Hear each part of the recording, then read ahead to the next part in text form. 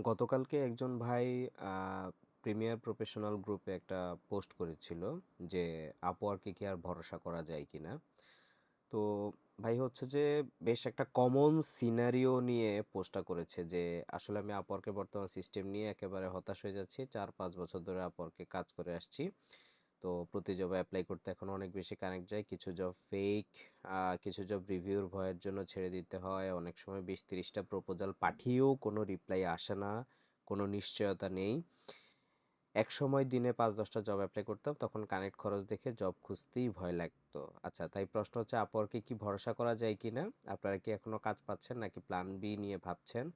আপনারা যারা এখনো নিয়মিত কাজ পাচ্ছেন, কেউ কি ফাইবার, লিঙ্কডইন বা নিজেদের ক্লায়েন্ট সিস্টেম তৈরি করছেন, আপনারা কিভাবে সামাল দিচ্ছেন?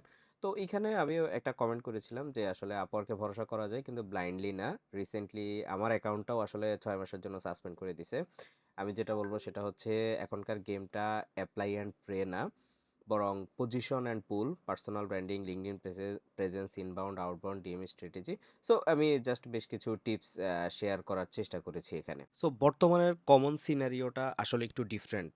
২০২৪ সালে এআই এর যে মুভমেন্ট, ২০২৫ সালে এসে এটা যেমন আরো ম্যাসিভ আকারে একটা মানি মুভমেন্ট হচ্ছে, এটার কারণে আসলে আমরা লটস অফ দিক থেকেই কিন্তু এফেক্টেড হচ্ছি প্রত্যেকটা সেক্টরে, প্রত্যেকটা ইন্ডাস্ট্রিতে। তো আমরা আরিফ নোটস যখন যাত্রা শুরু করেছিল গত ৩-৪ বছর আগে, আমরা কিন্তু কখনোই বলি নাই যে মার্কেট প্লেসে কাজ করা যাবে না। বরং অ্যাক্টিভ যেই জায়গা থেকে আর্নিং হয় সেই জায়গাটাকে বন্ধ করে ফেলা কিন্তু একটা বোকামি। আমরা সবসময় বলেছি অ্যানাদার একটা প্ল্যান তৈরি করা, অ্যানাদার একটা বিজনেস মডেল তৈরি করা, অ্যানাদার একটা জায়গা তৈরি করা, যেই জায়গাটা থাকলে আমার কখনোই ফিল হবে না যে আমি অনলি মার্কেট প্লেসের উপরে ডিপেন্ডেন্ট। কারণ মার্কেট প্লেসের রেস্ট্রিকশন থাকবে, কম্পিটিশন থাকবে, এখানে হচ্ছে যে আমি চাইলেই অনেক কিছু করতে পারবো না। কিন্তু ডিরেক্ট ক্লায়েন্টের সাথে যখন আমরা কাজ করব, তখন আমাদের কিন্তু অনেক ধরনের ফ্লেক্সিবিলিটি বাড়বে এবং কোনো কিছুর উপরে কিন্তু আসলে আমাদের আর ডিপেন্ডেন্ট থাকতে হচ্ছে না। সো যারা আপনি দেখতেই পাচ্ছেন যারা ৫ বছর ১০ বছর ধরে কাজ করতেছে, তারা অলরেডি একটা ফ্রাস্ট্রেশনে চলে যাচ্ছে অনেকে। কারণ আমাদের সাথে যেহেতু অনেকের কথা হয়, আমরা যেরকম ফ্রিল্যান্সার গ্রুপগুলোতে আছি, আমরা সব দিক বিবেচনা করলে দেখতে পাই যে সিচুয়েশনটা খুবই টাফ একটা পজিশনে চলে যাচ্ছে। তো এই জিনিসগুলো মাথায় রেখে আমাদেরকে আপগ্রেড করতে হবে।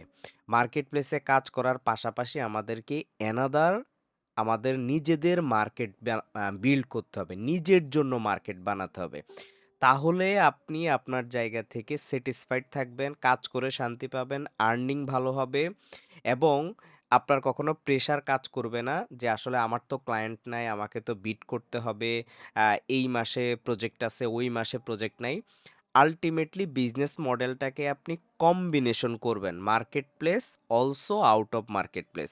নিজের একটা পার্সোনাল ব্র্যান্ডিং, নিজের একটা স্ট্র্যাটেজি, নিজের একটা কোল্ড ইমেইলের সেটআপ করা, নিজের একটা আউটবাউন্ড সেটআপ করা, ইনবাউন্ড মার্কেটিংয়ের জন্য কি, কি করা যায়? প্রত্যেকটা জিনিস যদি আপনি সেটআপ করে ফেলেন, তাহলে আপনার ফ্রিল্যান্সিং ক্যারিয়ারটা হবে ইজি।